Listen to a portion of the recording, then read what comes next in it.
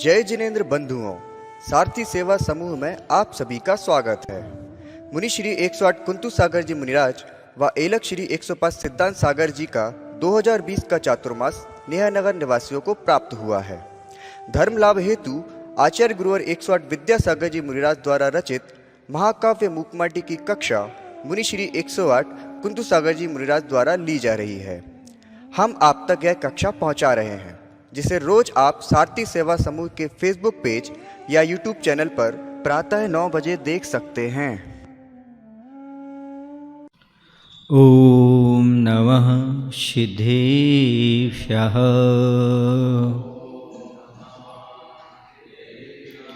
ओम नमः सिद्धेभ्यः। जय श्री ओम नमः सिद्धेभ्यः।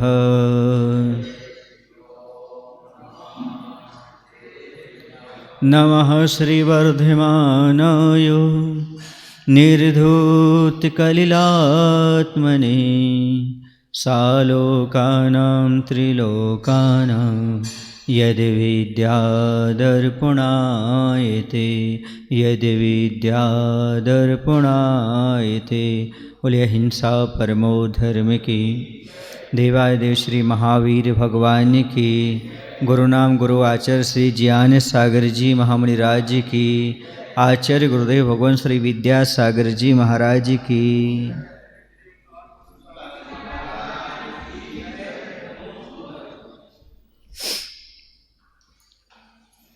कल पर्यायवाची शब्द देख रहे थे और यह भी हम देख चुके थे कि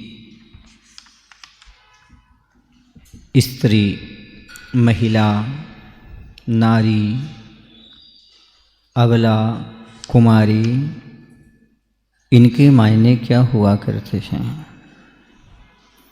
आज वर्तमान में इनके मायने समाप्त होते चले जा रहे हैं, इसलिए बहुत उपादेयता है इन सब चीज़ों की। कहा था कि जीवन की हर घड़ियों में पराधीनता का अनुभव करते हुए भी जो सदा पाप से डरती है, पुण्य संचय करती है, वह स्त्री कहलाती है।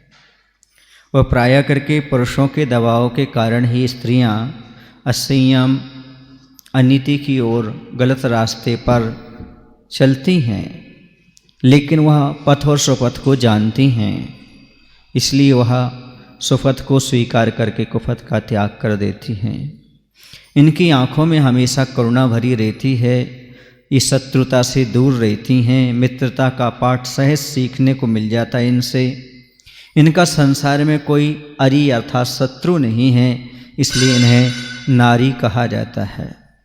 ये कभी आरी नहीं बनती, अर्थात काटने का, तोड़ने का काम नहीं करती, इसलिए भी नारी कहा जाता है। जो पुण्यदायी वातावरण को निर्माण करती हैं वह महिला कहलाती हैं। जो जीवन के प्रति उदासीन हो चुके हैं, सहारा चाहते हैं, ऐसे पुरुषों को दया धर्म का और देश राष्ट्र के प्रति भक्ति का पाठ पढ़ाती हैं, सही रास्ता बतलाती हैं, वह महिला कहलाती है। और जो परिग्रह से पीड़ित, जिसका संग्रह ग्रहण के प्रति उत्साह है और संयम के प्रति उत्साह नहीं है, ऐसे पति के लिए मही पिलाती है, अर्थात उससे दान धर्म की शिक्षा देती है। जो अज्ञान अंधकार को दूर करती है, जीवन को अवगम यानी ज्ञान का प्रकाश से भर देती हुए अबला कहलाती है। अथवा जो पुरुष के मन को भूत और भविष्य से हटा करके वर्तमान में ला दे, वह अबला कहलाती है।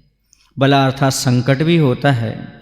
जो संकट समस्या नहीं है, किंतु दुनिया की अनेक समस्याओं का समाधान है। जिसके अभाव में बलवान पुरुष भी निर्बल बन जाता है, समस्या समूह बन जाता है, वह अबला कहलाती है। कुमारी की बात चली थी। को यानी पृथ्वी, माँ यानी लक्ष्मी, री यानी देने वाली। जब तक इस पृथ्वी पर कुमारी रहेगी तब तक यह धरा धन संपत्ति संपन्न रहेगी। इसलिए संतों ने लौकिक मंगल में कुमारी को, कन्या को प्रथम मंगल के रूप में स्वीकार किया है। इतनी बात हमारी कल हो चुकी थी। अब अगली बात चलती है हमारी प्रश्न नंबर 204 पर। धर्म, अर्थ और काम पुरुषार्थों से ग्रस्त जीवन शोभा पाता है। इन पुरुषार्थों के समय प्रायः पुरुष ही पाप का पात्र होता है, वह पाप पुण्य में परिवर्तित हो। इसी हेतु स्त्रियां प्रयत्नशीला रहती हैं सदा। पुरुष की वासना संयत हो और पुरुष की उपासना संगत हो, यानी काम पुरुषार्थ निर्दोष हो। बस इसी प्रयोजनवश वह गर्भ धारण करती है। संग्रह वृत्ति और अपव्यय रोग से पुरुष को बचाती है सदा। अर्जित अर्थ का समुचित वितरण करके दान, पूजा, सेवा आदि सत्कर्मों को, ग्रस्त धर्मों को सहयोग दे पुरुष से कराकर धर्म परंपरा की रक्षा करती है। यूँ स्त्री शब्द ही स्वयं गुनगुना रहा है कि सा यानी सम, शील, संयम, त्रि यानी 3 अर्थ हैं। धर्म, अर्थ, काम पुरुषार्थों में पुरुष को कुशल संयत बनाती है, सो स्त्री कहलाती है।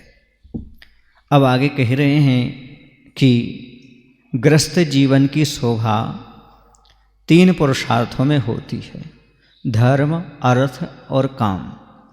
बाद में आता है मोक्ष पुरुषार्थ। लेकिन ये 3 पुरुषार्थ बहुत अनिवार्य हो जाते हैं। इन 3 पुरुषार्थों के माध्यम से ही ग्रस्त की शोभा होती है।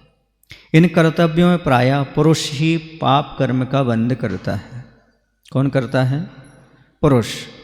वह उसका पाप पुण्य रूप के रूप में परिवर्तित हो सके, इसलिए स्त्रियां से सदा प्रयत्नशील बनी रहती हैं, प्रयास करती रहती हैं। क्योंकि निश्चित है पैसा कमाएगा, शादी विवाह करके काम पुरुषार्थ करेगा तो पाप का बंध तो होता ही होता है। और इसमें मुख्य कौन रहता है? पुरुष रहता है। धन कमाने कौन जाता है? पुरुष जाता है। तो इस सब में पाप का बंध पुरुष को होता है। इसलिए स्त्री उस पाप को पुण्य के रूप में परिवर्तित करने के लिए सदा प्रयत्नशील रहती हैं। कितना पाप हो रहा है, ये पाप कैसे समाप्त हो। हमारे स्वामी धर्म मार्ग पर लगें, दान को समझें, धर्म को समझें, कर्तव्य का पालन करें, ऐसा भाव बना रहता। अर्थात पुरुषार्थ करती रहती है, पुरुष की काम वासना संयत बनी रहे तथा पुरुष धर्म मार्ग पर लगा रहे, अर्थात निर्दोष काम पुरुषार्थ हो। इसलिए वह गर्भ भी धारण करती है। अर्थात पुरुष यहाँ वहाँ न भटके, काम पुरुषार्थ का फल इसे प्राप्त हो जाए, इसलिए वह गर्भ को धारण करती ताकि पुत्र आदि की प्राप्ति हो जाए। तो उसका प्रेम यहाँ वहाँ ना जा कर के पत्नी और बच्चों के प्रति ही सीमित हो जाए। और जब बच्चे हो जाएंगे तो जिम्मेदारी हो जाएगी, और जिम्मेदारी हो जाएगी तो सबके प्रति प्रेम और वात्सल्य आ जाएगा। यहाँ वहाँ दृष्टि में बेकार नहीं आएगा, विषय वासनाओं से बच जाएगा। ये सब कार्य यदि होते हैं तो स्त्री के हुआ करते हैं। वह हमेशा यह सोचती है कि काम पुरुषार्थ निर्दोष हो, कोई भी कार्य हो तो उसका उद्देश्य हो। काम पुरुषार्थ का अर्थ क्या है आप जानते हैं, और काम पुरुषार्थ का फल क्या है? संतान की उत्पत्ति। और संतान की उत्पत्ति हो जाएगी तो फिर अपने आप व्यक्ति संयमित हो जाता है, क्योंकि काम पुरुषार्थ का फल उसे प्राप्त हो गया। इस प्रकार का हमेशा प्रयास करती रहती है, अर्थात पति को कुमार्ग पर नहीं जाने देती। पति के द्वारा जो आजीविका के निर्वाह के लिए पाप होता है उससे भी धुलने का प्रयास करती रहती है। और क्या करती है? तो कह रहे हैं कि जो अधिक धन इकट्ठा करने की प्रवृत्ति है या फिजूल खर्च करने की आदत है, उससे पुरुष को बचा करके क्या करती है? अर्जित धन का यथायोग्य वितरण स्वयं करती है और पुरुष से करवाती भी है। दो चीज़ें हैं, एक है अधिक धन संग्रह और दूसरा है अपव्यय। इसका ख्याल आदमी नहीं रख पाता। धन तो कमाता है पर अधिक कमाने से लालच बढ़ता है, लोभ बढ़ता है, धर्म छूटता है। निश्चित है जो व्यक्ति अधिक धन कमाने के लिए जाएगा, धर्म छूटेगा, परिवार से भी दूर रहना पड़ेगा, झूठ ही बोलना पड़ेगी, मायाचारी भी करना पड़ेगी, अधिक पाप का बंध होगा। और जैसे जैसे लाभ होता चला जाएगा वैसे वैसे लोभ और बढ़ता चला जाएगा। ये काम होता है। दूसरा अपव्यय, सबसे खतरनाक रोग है अपव्यय। अपव्यय अर्थात फिजूल खर्ची जिसे आप बोलते हैं, अनाप शनाप खर्च करना। और आजकल तो फैशन और व्यसन दो के माध्यम से अपव्यय हो रहा है। ऐसे ऐसे व्यसन आ गए जिसमें बुद्धि भ्रष्ट होती है, धर्म भी भ्रष्ट होता है, नैतिकता भी समाप्त होती है। तो ऐसे व्यसनों में पैसा लगाना, शौक, कई प्रकार के शौक पाल लिए हैं आज व्यक्ति ने। और शौक ऐसी चीज होती है, ये व्यसन ऐसे होते हैं, पाप ऐसे होते हैं, आदमी शौक से तो स्वीकार करता है पर मौत तक नहीं छोड़ पाता। वह शौक उसकी क्या बन जाती है? मौत बन जाती है। वह बुरी लत ही लात मार करके नरक के गड्ढे में गिरा देती है। लगता है छोटी सी लत है, बुरी लत, बुरी आदत, ये जीवन को बर्बाद कर देती है। तो अपव्यय से बचने का ही उपदेश नारी देती है। अपव्यय से बचना चाहिए, शौक नहीं पालना चाहिए। कई प्रकार के शौक होते हैं, आज तो पता नहीं कितने कितने शौक हैं आदमी के, कौन कौन से व्यसन हैं यही नहीं मालूम पड़ता। व्यसन, अच्छा व्यसन किसे कहते हैं? आपने सीख लिया बुरी आदत का नाम व्यसन है, लेकिन हकीकत तो ये है जिसे अधिकता से भोगा जाए उसी का नाम व्यसन हो जाता है। जैसे स्वाध्याय का व्यसनी, ज्ञान प्राप्त का व्यसन, ये अच्छा व्यसन है, अच्छी आदत है। किसी को धन कमाने का व्यसन, किसी को खेल कूद का व्यसन, किसी को खाने पीने का व्यसन, किसी को मौज मस्ती, सबकी अपनी अपनी रुचि है, अभिव्यक्ति है। अधिकता से जिसे भी आप कर लो वह आपके लिए नुकसानदायक हो जाता है।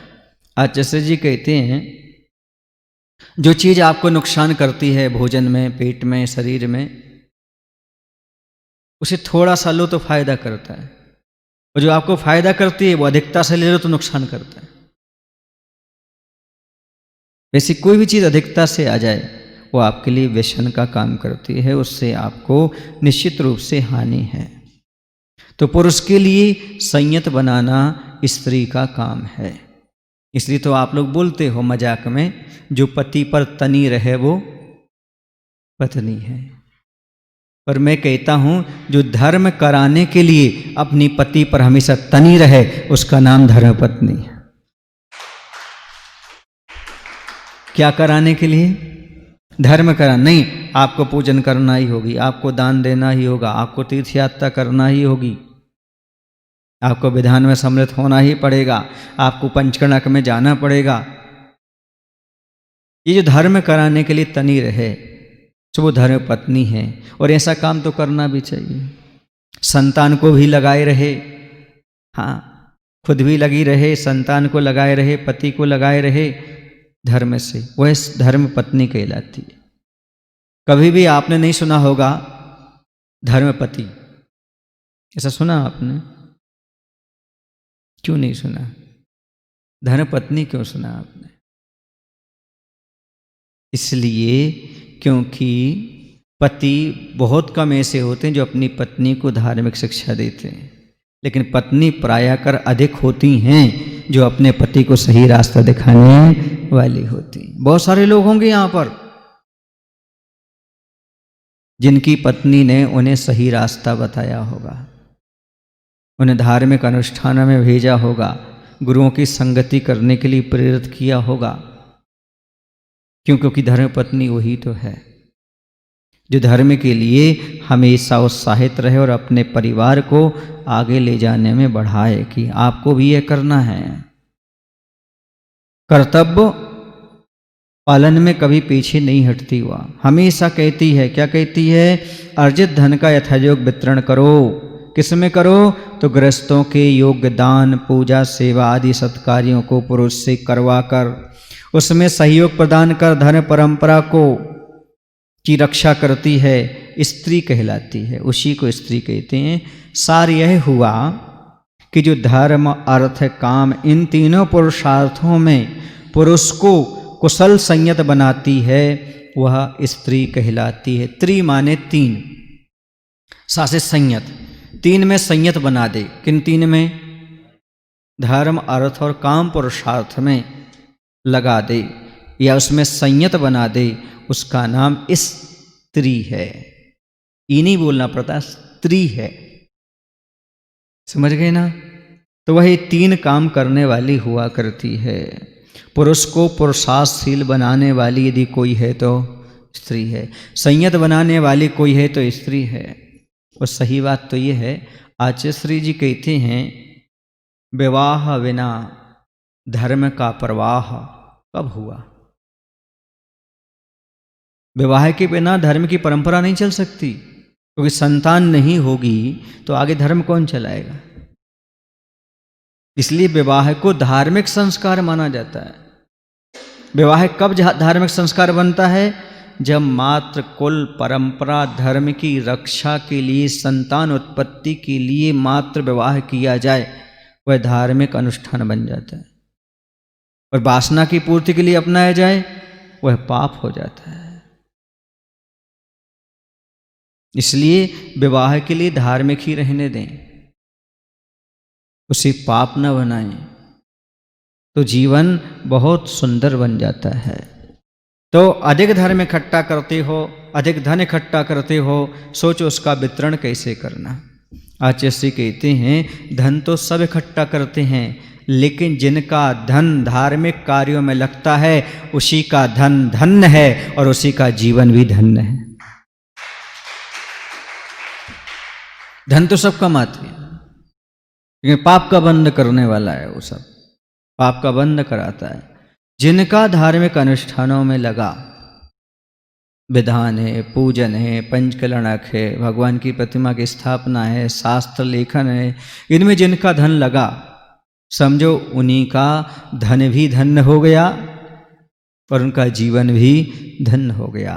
बाकी इस धरा का इस धरा पर सब धरा रह गया। कभी कभी लगता है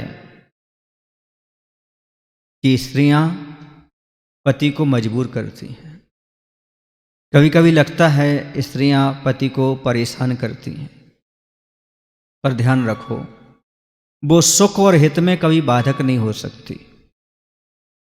सच्ची स्त्री, सच्ची नारी यदि आपका हित चाहती है तो आपको सुख देना चाहती है, तो आपको लगता है कि परेशान कर रही है, लेकिन नहीं, वह ये चाहती है कि हमारे पति समाज में सबसे अग्रणी हो जाएं, धर्म मार्ग पर सबसे आगे लग जाएं, हम अपना सीना तान कर चल सकें, सर उठाकर चल सकें।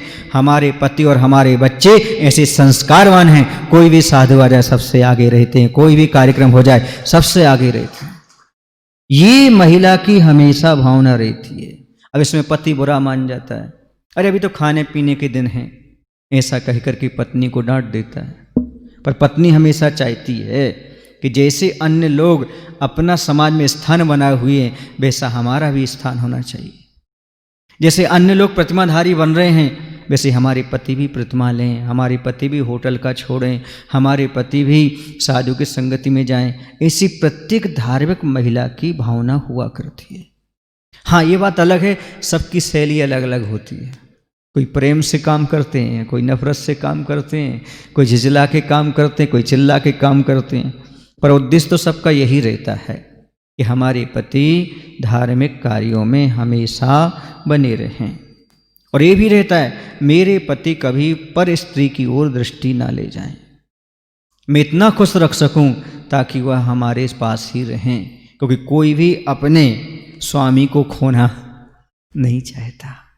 वह यही चाहती है वह नारी कि हमेशा यह धार्मिक कार्यों में लगी रहे, मन से, वचन से, काया से, गुस्सा हो करके, प्रेम दिला करके, कसम दिला करके, शर्त दिला करके, नियम दिला करके, जैसे बने वैसे वो यही चाहती हमारे पति बस धार्मिक हो जाएं, कुछ दान पुण्य करने लगें, साधु संगति करने लगें, और बस एक काम और कर, रात्रि भोजन त्याग कर दे में, होटल में खाना त्याग कर दे में। फिर देखो वो समझती हमने जीवन का सारा सात तत्व प्राप्त कर लिया। फिर वो चार लोगों में बताती है हमारे पति बहुत धर्मात्मा हैं, हाँ रात में नहीं खाते।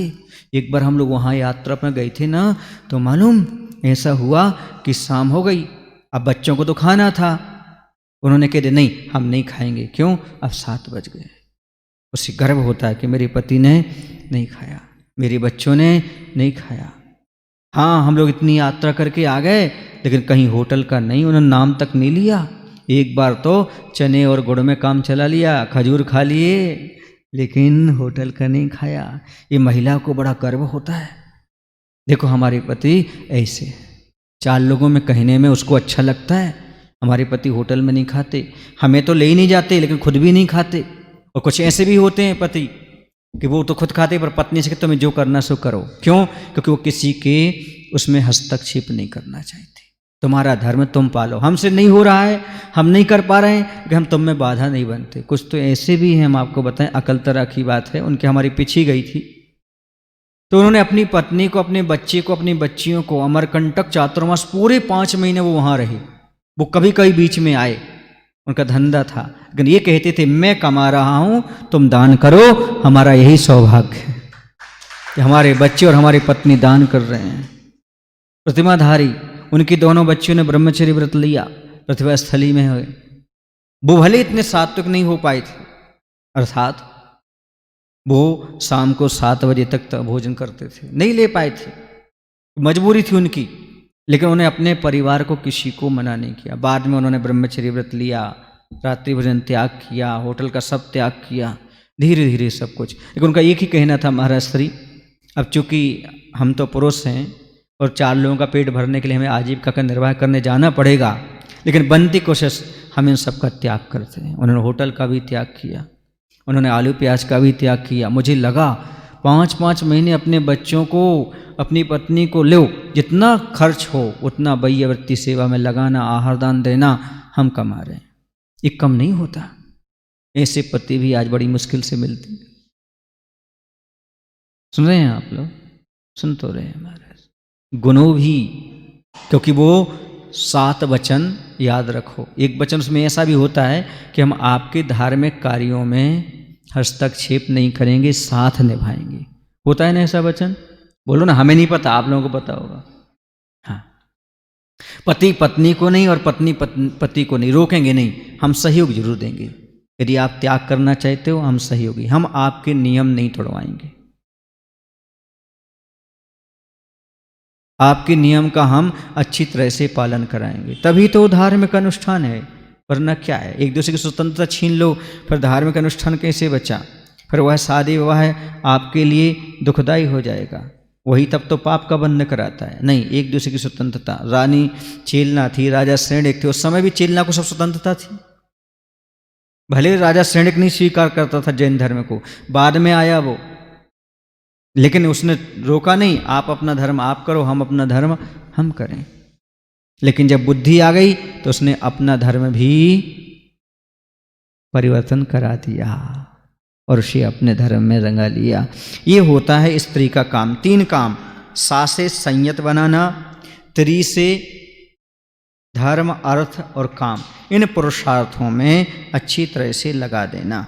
और जो इस काम में लगी हुई हैं वह स्त्रियां आगे चल के निश्चित रूप से अभी तो कष्ट उठाएंगी, लेकिन बाद में पति पछताएगा और कहेगा नहीं, हमारी स्त्री सही कहती थी, हमें अच्छा कार्य करना चाहिए थे, हमें कोई बुरा नहीं करना चाहिए। और हमारी वो दुश्मन थोड़ी है जो हमारे लिए बार बार रोकती है, टोकती है, आखिरकार भले के लिए तो कहती है। निश्चित रूप से उस व्यक्ति को बाद में लगेगा। जैसे आज है वर्तमान में, हम लोगों को पहले लगता था जब बहुत छोटे थे, इन बच्चों जैसे थे ना, तब पिताजी डांटते थे, अरे सिनेमा नहीं जाना, अरे घूमने नहीं जाना, बिल्कुल 7 बजे घर में आ जाना, कहीं नहीं घूमना। लगता था अपने पिताजी कितने क्रूर हैं, सबके पिताजी अच्छे हैं, सबको छोड़ देते, हमें नहीं देते। आज मालूम पड़ा क्यों नहीं देते। हाँ, शाम को 7 स्वाध्याय कराते थे, आपको 7 स्वाध्याय करना ही पड़ेगा। हमारे पिताजी अलग से आए क्या? लगता था। हाँ, सही बता दूं, उन्होंने 7 स्वाध्याय कराया, तभी तो आज यहाँ 7 स्वाध्याय करा रहे हैं। यदि कॉमिक्स पढ़ने की छूट दी होती तो कहीं और बैठे होते। आज मालूम पड़ता है कि वो जो बंधन थे वह वास्तव में हमारे जीवन के लिए सुरक्षा हो गई। ये बंधन नहीं, ये सुरक्षा है। यदि हमारा कोई हमारे लिए अच्छा उपदेश देता है, उसे स्वीकार करना चाहिए, बुरा नहीं मानना चाहिए, अपनी गलतियों को छोड़ने का प्रयास करना चाहिए, अपने जीवन को निर्मल और पवित्र बनाने का प्रयास करना चाहिए। इससे अपना जीवन बहुत अच्छा बनता है। ये नियम है अपने जीवन को पवित्र बनाने के लिए। दूसरा, यदि हमें बुराई बताता है तो उसे हमें स्वीकार कर लेना चाहिए और अपने मन से छोड़ देना चाहिए। मैंने एक बार कहा था, यदि कोई आपको बुराई बताता है तो 2 ऑप्शन हैं। यदि आपके पास वो बुराई है तो आप उसमें सुधार करिएगा, और यदि वो बुराई आप में नहीं है तो आप सहन करिएगा। एक दिन परिणाम सामने आ जाएगा। गलती को सुधारिए या गलती को सहन करिएगा। क्यों? क्योंकि आपको संबंध मेंटेन करना है। आप सत्य हैं तो उतावले मत होइएगा, एक ना एक दिन सत्य बाहर आएगा ही आएगा, ये नियम है। ये 2 बातें यदि आपके जीवन में रहती हैं तो आपका सारा का सारा जीवन बहुत अच्छा व्यतीत होता है। तो यहाँ पर स्त्री की बात चल रही थी और आगे कह रहे हैं, ओ सुख चाहने वालों सुनो, सुता शब्द स्वयं सुना रहा है, सु यानी सुहावनी अच्छाइयाँ, और ता प्रत्यय वह भाव धर्म सार की अर्थ में होता है, यानी सुख सुविधाओं का स्रोत, सो सुता कहलाती है। यही कहती है सुत सूक्तियाँ। अब अगला नाम है, पर्यायवाची नाम है स्त्री का, वह है सुता। माता बहन सुता पहचानो। सुता माने स्त्री, तो स्त्रियों का नाम सुता भी है। सुता शब्द स्वयं ही कह रहा है, जो सुख सुविधाओं का स्रोत है सो सुता है। अर्थात सुता उसे कहते हैं जो पुरुष के लिए सुख सुविधाएं जुटाती रहती है। और सुनो, स्त्रियां अपना हित करती रहती हैं, उनका काम ही ये है, अपना भी हित करती हैं और सब लोगों के हित में लगी रहती हैं। जैसे बने वैसे सुख प्राप्त हो। देखो ना, जब वह बच्ची रहती है तब भाई माता पिता की चिंता करती रहती है, उन्हें कोई विकल्प ना हो, उन्हें अच्छे सुख मिलें। जब मायके में रहती है, फिर शादी हो जाती है तो पति को सुखी रखती है, मतलब स्त्री हो जाती है। पहले जब बच्ची रहती है तो माता पिता के भाई के बारे में सोचती रहती है, उनको सुख सुविधाएं जुटाती रहती है। फिर शादी हो जाती है तो स्त्री बन करके पति का ख्याल रखती है। फिर बाद में जब बच्चे हो जाते हैं तो बच्चों का ख्याल रखती है। पहले एक बच्ची का काम करती है, एक स्त्री का काम करती है, फिर तीसरे नंबर पर माँ का काम करती है। 3 कार्य उससे करना होते हैं। अर्थात पुरुष अपने लिए जीता है और स्त्रियां अपनों के लिए जीती हैं। पुरुष अपने लिए जीता है, लेकिन स्त्रियां, महिलाएं, श्राविकाएं बचपन से लेकर के अंत समय तक अपनों के लिए ही जीती हैं। नहीं, अपनों को ऐसा करना, अपनों को ऐसा करना।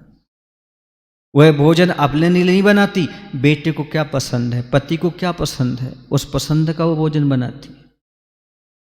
इतना ही नहीं, जब बेटा पेट में होता है तो ऐसा भोजन नहीं करती वो जिससे बेटे को संताप उत्पन्न हो। माता खावे चिर परो, लागे अति संताप हो।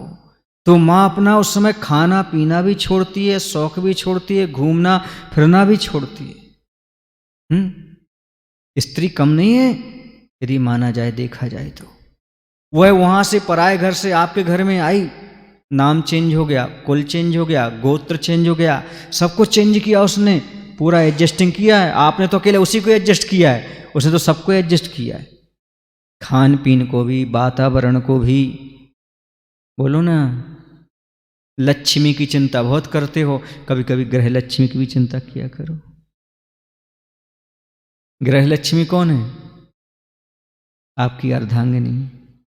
इसलिए कहना चाहता हूं, वह कितनी चिंता करती, जरा कभी आप सोचो। बहुत भविष्य की चिंता करती, बच्चों की भी, पति की भी, आगे भी कैसा क्या होगा, उसका पूरा का पूरा समय इसी में निकल जाता है।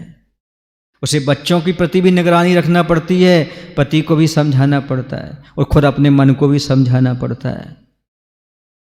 ये सब कार्य सहनशील साविका के अंदर होते हैं। मैं कहता हूं, दो का सदा सम्मान करो। जिसने तुम्हें जन्म दिया हो, सुन रहे ना, उसका सम्मान करो, और जिसको तुमने जन्म दिया उसका सम्मान करो। आपको किसने जन्म दिया? मां ने। आपने किसको जन्म दिया? बेटी को। बेटी का और मां का सम्मान करो, इनके दो बीच में आने वाली पत्नी का सम्मान तो अपने आप हो जाएगा।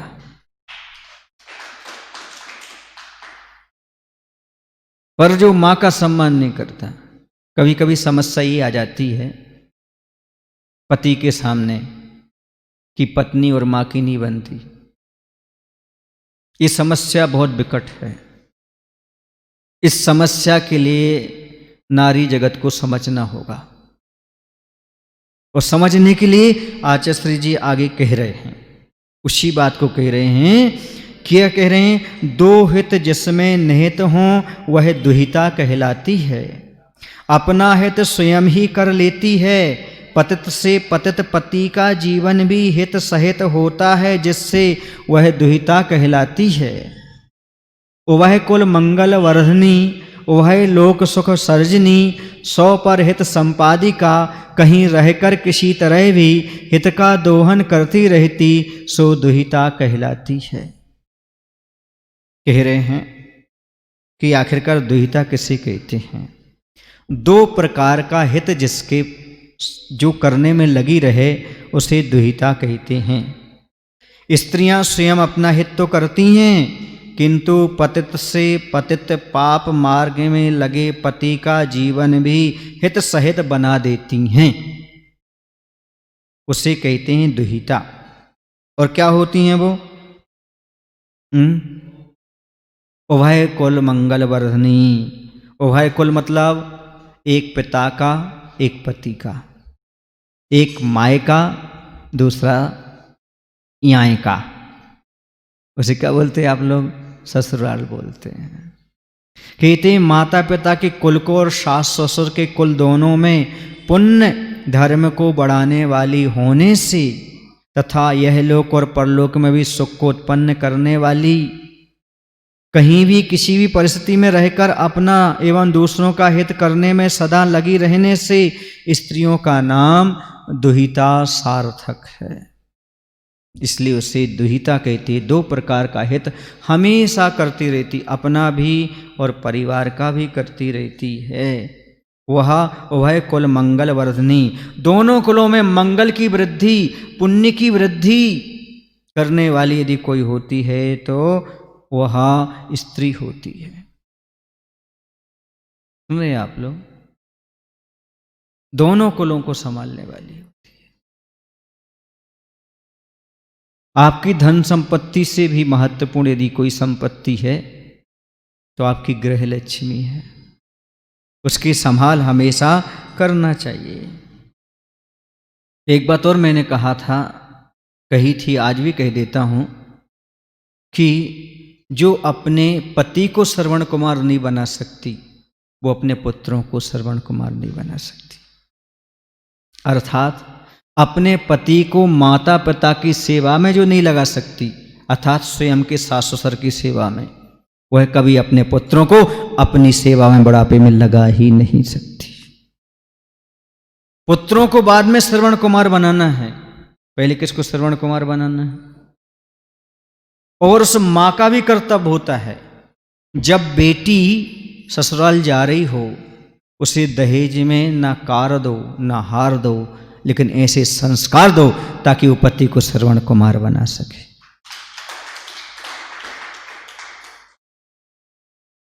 ऐसी स्त्री हो, ऐसी पत्नी हो जो माता पिता की सेवा कर सके,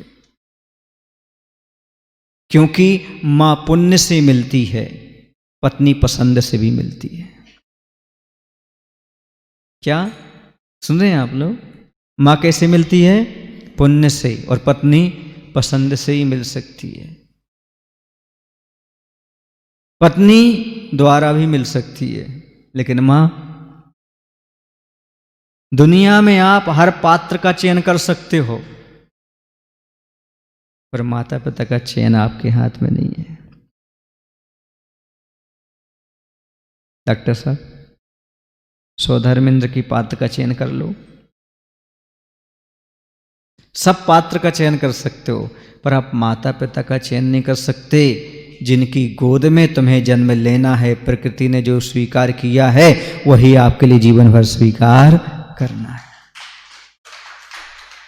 सच्चा पुत्र यही कहता है, मुझे वैसी पत्नी चाहिए, वैसी पसंद वाली चाहिए जो मेरी पुण्य से मिलने वाली को संभाल ले, अर्थात मेरी मां की सेवा में लग जाए। कैसी चाहिए पसंद वाली? जो पुण्य वाली मां को संभाल ले, ऐसी चाहिए। ऐसा यदि भाव रहता है पति का भी, तो बहुत अच्छे से काम चलता है। यदि सामान्य से अपन समझें तो मां के कर्तव्य क्या होते हैं, तो मां का पहला कर्तव्य होता है परिवार से प्यार। अपने बच्चों को वो सिखाए कि परिवार में कैसे प्रेम से रहना, स्वयं भी प्रेम लुटाए और बच्चों को सिखाए। दूसरा, समाज पर उपकार। महिला जगत का समाज पर बड़ा उपकार होता है। यदि महिलाएं सात्विक जीवन जीती हैं, मर्यादा में रहती, तो समाज का नाम होता है, और यदि ऐसा कुछ गड़बड़ हो जाए तो समाज पूरी बदनाम हो जाती है। पुरुष इतना बदनाम नहीं कर पाएगा, या पुरुष से गलती हो जाएगी तो इतनी बदनामी नहीं होगी जितनी एक महिला यदि गड़बड़ कर दे तो अपने पद के विरुद्ध, अपनी गरिमा के विरुद्ध कोई कार्य कर दे तो समाज में अपमान हो जाता है।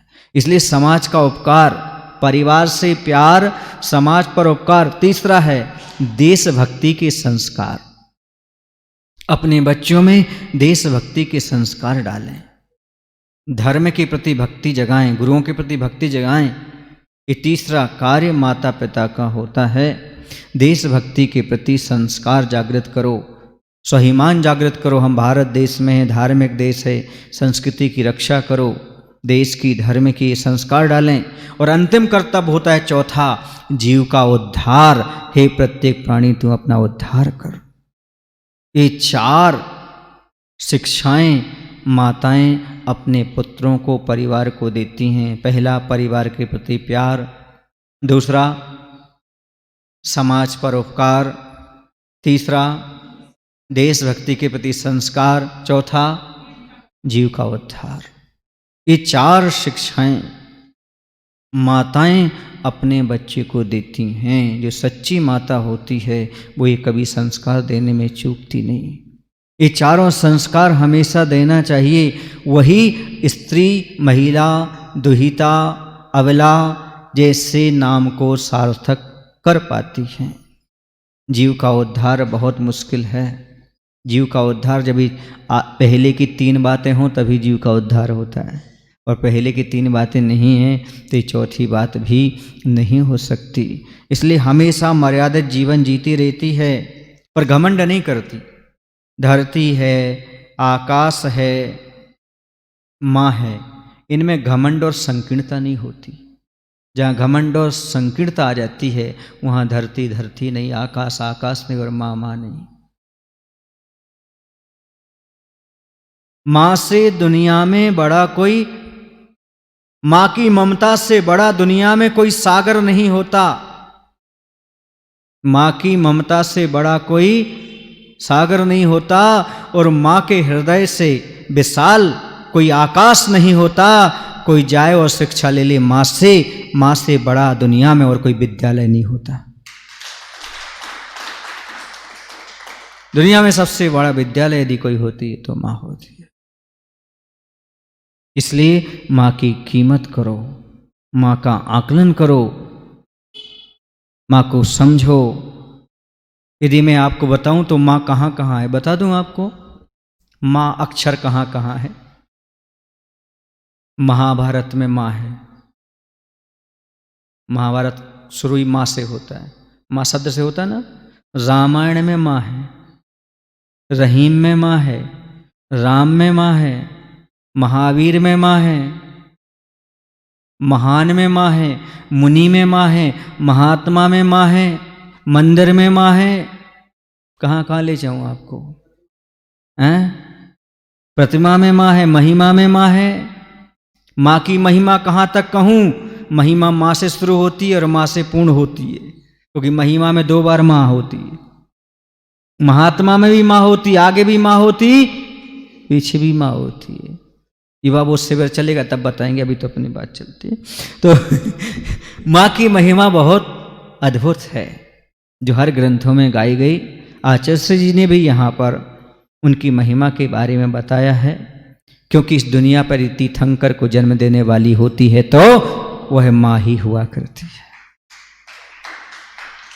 ऐसी ये माँ होती है। हमें समझना है मातृ शब्द का महत्व भी। आचार्य जी कह रहे हैं आगे कि हमें समझना है मातृ शब्द का महत्व भी। प्रमाण का अर्थ होता है ज्ञान, प्रमेय यानी ज्ञेय, और प्रमात्री को ज्ञाता कहते हैं संत। 3 बातें हैं, प्रमाण, प्रमेय और प्रमात्री। यहाँ पर प्रमेय का अर्थ, प्रमाण का अर्थ और प्रमात्री का अर्थ बताया हुआ है। प्रमात्री शब्द का अर्थ होता है ज्ञाता। ज्ञाता माने बताने वाला। ज्ञाता बताते हैं, जानने की शक्ति वह मातृ तत्व के पास ही है। इसलिए सबको जन्म देने वाली कोई होती है तो मातृ हुआ करती है, माता हुआ करती है। प्रमाण माने होता है ज्ञान। प्रमेय माने जिस पदार्थ को जाना जाए वो ज्ञेय पदार्थ। प्रमात्र अर्थात ज्ञाता, जानने वाला। जानने की शक्ति वह मातृ तत्व के सिवा अन्यत्र कहीं भी उपलब्ध नहीं होती।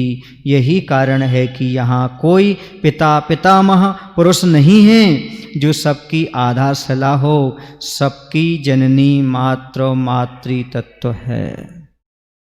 मातृ जताने वाला, जनाने वाला, ज्ञाता जो होता है वह कहा गया है। ज्ञाता के अभाव में ज्ञेय अर्थात जानने योग्य पदार्थ, ज्ञायक अर्थात जानने वाला संबंध ही समाप्त हो जाता है।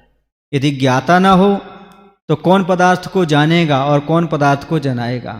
पदार्थ ही गौण हो जाते हैं, जानने वाला भी गौण हो जाता है। ऐसी स्थिति में वास्तविक सुख शांति किससे, क्यों और कैसे मिलेगी? इसलिए इस जीवन में सदा माता का सम्मान होना चाहिए, उसका गुणगान सदा होना चाहिए। धन्य वह मातृशक्ति, सबकी जननी। वह कौन है? मात्र मातृशक्ति है। इससे मातृशक्ति को पहचानने का प्रयास करो। आज तक तुमने स्त्री की शक्ति को पहचाना नहीं है। मही, मही माने होता है धरती। मही माने धरती। धरती हमेशा फसल उत्पन्न करती है। क्या उत्पन्न करती है? फसल उत्पन्न करती है, खुशहाली लाती है। ऐसी माँ संस्कार को और संतान को उत्पन्न करती है, धरती पर खुशहाली फैलाती है। मही भी वैसी ही है, अर्थात उसकी महिमा कहाँ तक कह रहे हैं। वह हमेशा सब लोगों को सब प्रकार की शिक्षाएं देने में सक्षम हुआ करती है। माँ के माध्यम से ही तो, उनके संस्कारों के माध्यम से ही तो महान बनते हैं। उनके संस्कारों से ही तो महात्मा बनते हैं। महात्मा गांधी को बचपन में माँ के संस्कार ही तो मिले। विदेश में जाकर के झूठ नहीं बोलना, शराब नहीं पीना, मांस का सेवन नहीं करना, ये संस्कार किसने दिए थे बोलो? माँ ने। माँ के संस्कारों ने ही उन्हें महात्मा और महान बनाया है। लाल बहादुर शास्त्री के जीवन को देखो, वो पढ़ने के लिए नहीं जा रहे थे दूसरी जगह, बोले वो जो रिश्तेदार के हम पढ़ते हैं ना, वहां रहते हैं, वो हमसे बर्तन मंजाते हैं। तो माँ ने कहा देखो हम गरीब परिवार से हैं, आपको पता है ना गाय से दूध दुहना हो तो लात भी खाना पड़ती है, यदि तुम्हें पढ़ाई करना है बेटा तो बर्तन भी मांजना पड़ेंगे।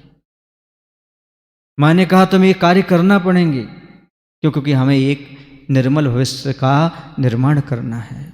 अपने बेटे को अनुशासन भी सिखाया और लड़ना भी सिखाया, आगे चल कर के लाल बहादुर शास्त्री भी बनाया।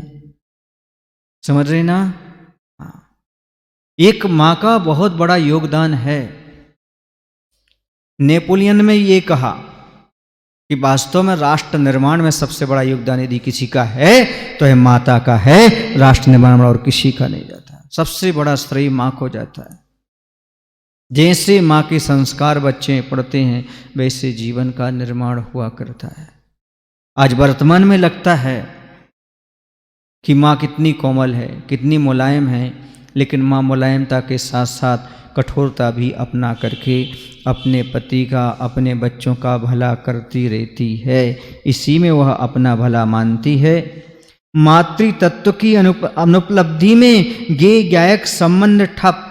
ऐसी स्थिति में तुम ही बताओ सुख शांति मुक्ति वह किसे मिलेगी, क्यों मिलेगी, किस विध।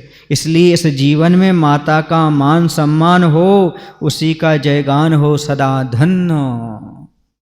माता की महिमा यहाँ पर आचार्य जी ने गाई है। चाहे वो धरती माता की हो, चाहे वो आपके जन्म देने वाली माता की हो, उन सबकी महिमा अपने आप में अपरंपार है। एक बहुत अच्छी बात कहना चाहता हूँ। जब बेटा बड़ा हो जाता है और कुछ ऐसे काम करता है जिससे माँ की आंखों से आंसू आ जाते हैं, तो माँ कहती है बेटा जब तू बहुत छोटा था तब तू मेरी सैया गीली रखता था, आज तू बड़ा हो गया है, आज मेरी आंखें गीली रख रहा है। तेरा इसमें कोई दोष नहीं है, तेरा तो स्वभाव ही हो गया है माँ को गीले में रखने का। बचपन में सैया गीली रखता था, आज क्या गीली रख रहा है? आंखें। क्या करें बेटा, तेरा तो स्वभाव ही है, दुर्गुण नहीं है, तेरा स्वभाव है गीले में रखने का। ये अपने आप में अद्भुत चरित्र माना जाता है माँ का, जो हर समय अपने बच्चों की गलतियों को छुपाती रहती है, साफ करती रहती है, माफ करती रहती है। आप लोग भी भूलते हैं, माता पिता भूलते हैं आपकी गलतियों को, और आप भूलते हैं माता पिता के उपकारों को।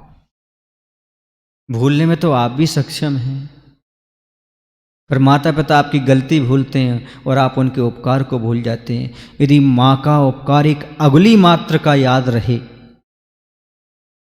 फिर माँ का तो प्रति सम्मान अपने आप जागृत हो जाए। कौन से 3 उपकार? अगली पकड़ करके चलाना सिखाया उसने, बोलो ना। और अगली दिखा करके डांटना सिखाया उसने, गलत रास्ते से बचाया उसने, बोलो ना। ये किसने सिखाया आपको? किसने सिखाया? माँ ने ही तुम्हारी अगली पकड़ी, माँ ने ही तुम्हें अगली दिखाई, और माँ ने ही जब घुट्टी पिलाई तब टेटुए में अंदर अगली डाल करके आपके लिए दवाई पिलाई। ये 3 उपकार यदि आपको याद रहे माँ के, तो मैं कहता हूँ बहुत बड़ी चीज़ें आपको याद रहेगी। एक अगली भर के उपकार, और आगे के उपकार नहीं कह रहा हूँ, इस सहज नहीं है जो माँ आपके लिए उपकार करती है। पर आज का बेटा ऐसा है, सब उपकार को भूल जाता है। देखो, जिस माँ ने बोलना सिखाया उसे चुप करना सिखा रहा है। जिस माता पिता ने तुम्हें समझदार बनाया, 4 लोगों में कहता है हमारी मम्मी समझती नहीं, हमारे पापा समझते नहीं। ये क्यों? क्योंकि उपकार याद नहीं है ना। एक बार माता पिता के उपकार याद आ जाएं तो निश्चित रूप से उनके प्रति सम्मान जागृत हो जाए। माता पिता और गुरु, एक बात हमेशा याद रखना, जीवन में कभी अहित नहीं कर सकते। कोई भी एक्शन लेंगे आपके हित के लिए ही होंगे। पर आपको लगता है कि माता पिता गुरु से अहित हो रहा, हो ही नहीं सकता। वो कभी अहित कर ही नहीं सकते, क्योंकि उसमें भी कुछ ना कुछ तो हित निहित होता है। जैसे माता पिता चलना सिखाते, छोड़ देते हैं बच्चे को अकेला, गिरता है, देखो गिरा दिया, गिराया नहीं, चलने की हिम्मत जुटाओ, ये सिखा रहे हैं। अभी चलना सीखना है, कब तक हम अगली पकड़ के चलाते रहेंगे तुम्हारे लिए। साइकिल चलाना सिखाते हैं, छोड़ देते हैं, तुम संभालो, अब गिरो उठो बढ़ो, तुम सीखो। ये सब एक गुरु भी करते हैं हम लोगों के साथ। कैसी परिस्थितियों से जूझोगे, कैसे अकेले रहोगे, कैसे क्या करोगे, ये सब शिक्षा देते हैं गुरु महाराज। सबको दी, जितने भी साधु हैं सबको दी। क्यों? क्योंकि आगे चल करके सब कुछ तुम्हें अकेले तो संभालना है। कौन तुम्हारा कहाँ तक साथ देगा, कौन पीछे रहेगा। आगे भी बहुत सारे लोग हैं, उनका भी उद्धार करना है। ऐसी माता पिता और गुरु कोई भी अपने साथ एक्शन लेते हैं तो उसमें हमेशा अपना भला ही रहता है, कभी बुरा हो नहीं सकता। ऐसा जो श्रद्धान कर लेता है वही आगे चल करके श्रवण कुमार या सम्यक दृष्टि बन सकता है, अन्यथा नहीं बन सकता। माँ के भोजन का कभी मेडिकल टेस्ट नहीं होता और गुरु के वचनों पर कभी विचार नहीं होता, मात्र अमल करना होता है। गुरु ने कह दिया ये करो सो करो, करना है बस। कितने लोगों की भावना है विधान करने की, है क्या? तो आशीर्वाद चाहिए है तो बोल दूं मैं कि विधान कर लो, बोलो ना। इसमें विचार नहीं करना, यदि आशीर्वाद लेते हो तो अंजाम ही लेना, विधान अच्छे से करना। माँ के भोजन पर कभी संदेह नहीं होता, ऐसे गुरु ने कह दिया, उनके वचनों पर कभी संदेह नहीं। यदि माँ के भोजन का मेडिकल टेस्ट करवाओगे तो कैसे श्रवण कुमार, और गुरु के वचनों पर शक करोगे कैसे सम्यक दृष्टि। कह दिया। सच्चा शिष्य वो है जो अपनी नैया गुरु के हाथ थाम दे, और सच्चा गुरु वो है जो उसकी नैया को पार लगा दे। इसलिए ये विचारणीय बिंदु है कि आज हम मेडिकल टेस्ट की ओर बढ़ रहे हैं, आज हम संदेह की ओर बढ़ रहे हैं। इसमें ही हमें संदेह होने लगा है कि श्रद्धा और भक्ति हमारी कम होती चली जा रही है। हम ये समझ नहीं पा रहे हैं कि हमारा जीवन किस लिए मिला था। क्या मात्र स्वास्थ्य सिद्धि के लिए था? माता पिता से काम लिया और छोड़ दिया। आज बहुत सारे माताएं इतनी दुखी हैं, पिता इतने दुखी हैं, कह नहीं सकते। इसलिए नहीं कि धन दौलत कम है, इसलिए नहीं कि नौकर चाकर नहीं है, इसलिए दुखी है कि पूछने वाला नहीं है, कोई पूछने वाला नहीं है। एक व्यक्ति ने बताया, महाराज श्री हम अभी एक मित्र से मिलकर के आए, वो फूट फूट करके रो रहे थे। उन्होंने कहा क्या हो गया? बोले उनका कुत्ता खत्म हो गया। ये खत्म हो गया? अरे हमने कहा कुत्ता खत्म हो गया तो क्यों रो रहे थे? बोले यही बात हमने उनसे पूछी कि आपका इतना बड़ा कुटुंब है, लेकिन आप किसी के मरने पर इतने दुखी नहीं होते जितने आप कुत्ते के मरने पर दुखी हो रहे। क्यों? बोले घर में एक ही था, तो वो जिसे बुलाते थे तो पास में आ जाता था, बाकी कौन पास में आता है। ये स्थिति है आज, करुण स्थिति हो गई आज। आज मैडम के बच्चों के लिए गंदगी सफाई के लिए नौकर लगे हैं, लेकिन मैडम कुत्ते को बाहर ले जा रहे हैं। कहाँ? ये स्थिति हो गई अब। अच्छा ये बताइए, यहां पर कुछ लोग ऐसे बैठे होंगे जो एक दो समिति के मेंबर तो होंगे, चातुर्मास समिति के हों, युवा समिति के हों, या पंचायत के हों, कहीं ना कहीं के सदस्य तो होंगे आप लोग। बोलो ना विकास जी, आप कहीं के सदस्य नहीं हैं, है ना मेंबर? आप मेंबर हैं। बस मैं ये कहना चाहता हूँ, आप समाज की सेवा करो, अच्छी बात है, आज परिवार की सेवा करो, सबकी सेवा अच्छी बात है, लेकिन मैं कहना चाहता हूँ एक बार अपने परिवार के मेंबर बन के माता पिता की, परिवार की सेवा करो, ये सबसे बड़ा धर्म है। परिवार का मेंबर बनना बहुत जरूरी है। आज सबने पल्ला झरा लिया, कौन व्यवस्था करे? बड़ा भाई कहता है मैं नहीं जानता, छोटा भाई कहता है मैं नहीं जानता, बीच वाला कहता है मैं तो पढ़ता ही नहीं हूं बीच में। फिर उनका क्या होगा माता पिता का? पहले एक सच्चे मेंबर घर के तो बनो। माता पिता की सेवा करने वाला ही सच्ची संस्था का सच्चा मेंबर होता है। बाकी तो ये सब नाम के लिए होते हैं। समाज में भी बहुत सारे लोग नाम के लिए होते हैं, जिन्हें काम करना वो करते ही हैं और काम होता ही है, काम कभी रुकता नहीं है, ये पक्का है। पर यदि नाम के लिए आप कुछ करना चाहते हो तो बात अलग है, और वास्तव में सेवा के लिए करना चाहते हो तो बात अलग है। सेवा भावना अलग है। दूसरे का नाम ना हो जाए इसलिए हम कुछ नहीं करना चाहते, ये तो और बड़ा पाप हो गया। एक तो धर्म नहीं कर रहे और दूसरा इस दुर्भावना से नहीं कर रहे, तो और बड़ा पाप हो गया। दूसरे का नाम ना हो जाए इसलिए, मेरा नाम हो, मैं सब कुछ करने के लिए तैयार हूं, आन बान शान सब देने तैयार, बस मेरा क्या हो जाए। तेरा नाम तो बचपन से, अब कहां से हो जाए? और जो काम करता है तो उसका नाम तो अपने आप हो जाता है, नाम की आवश्यकता नहीं पड़ती। देखो बंधु, मैं कई बार कहता हूँ, आज भी कहता हूँ, कुछ छोटी छोटी बातों को लेकर के परिवार और समाज से मुख नहीं मोड़ा जाता, ये कायरता है। हम अपने दायित्व से पीछे हट रहे हैं, कायर हम हो रहे हैं। कर्तव्य के प्रति हम जागरूक नहीं है। हमारा कर्तव्य क्या है?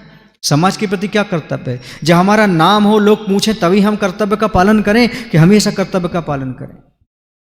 क्या किसे कहते कर्तव्य? बताओ आप। क्या जब नाम होगा तभी हम कहेंगे? जब लोग हमें पूछेंगे तभी होगा क्या कर्तव्य का पालन? जैसे स्नान आप बिना किसी की प्रेरणा से कर लेते हो, भोजन बिना किसी की प्रेरणा से कर लेते, नींद बिना प्रेरणा के ले लेते हो, ऐसे ही प्रत्येक कर्तव्य को बिना प्रेरणा के करने वाला ही सच्चा धर्मात्मा होता है। जो कर्तव्य नहीं पाल सकता वो धर्म क्या पालेगा?